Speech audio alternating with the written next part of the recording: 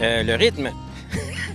Le rythme, même si c'est des chansons, ça peut être des chansons assez lentes, mais c'est la façon, c'est le dynamisme avec lequel on fait un spectacle qui rend les gens qui s'expriment avec leur corps.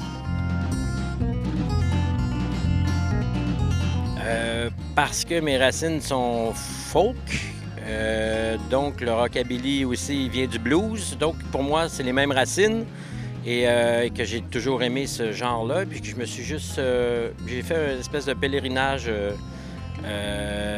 dans les racines du rock, puis du folk, puis du blues, puis ça m'a fait du bien parce que je l'avais jamais fait. Donc, je suis allé faire comme, en quelque sorte, mes devoirs. Bien, tout ce que je fais, je vous dis pas les noms, mais quand je les formate un peu plus rockabilly, j'ai travaillé très fort à ce qu'on ne soit pas choqué par ça, qu'on soit plus amusé, qu'on soit content. Ben, moi, je suis un vieux coton, alors c'est sûr que quand la chanson Rock'n'Roll part de Led Zeppelin, je fais fumer une cigarette avec un petit verre de rosé. Aïe, aïe, aïe, il y en a plein, il y en a plein, il y en a plein. Du Bernard Adamus, son deuxième album. C'est ça que j'ai fait en arrivant ici. Quand il pleuvait pas, j'ouvrais les fenêtres puis je mettais Bernard Adamus, son deuxième album, à tue-tête dans la voiture. Quand les gens s'expriment, quand ils me répondent, quand je sens que le contact est bien établi entre eux et moi.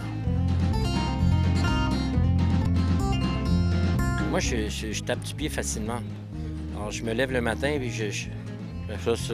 comme je suis un vieux coton, encore une fois, rock'n'roll, moi, ça me fait taper du pied.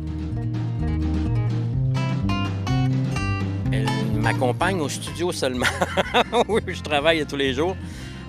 Après ça, j'ai les oreilles en chou-fleur, puis je suis plus capable d'écouter de la musique la même journée. Donc, j'appelle ça le syndrome du facteur, c'est-à-dire qu'il est très délicat de demander à un facteur d'aller prendre une marche après le souper. Moi, écouter de la musique, après j'ai ma journée de musique, ça me demande beaucoup d'efforts. Merci beaucoup.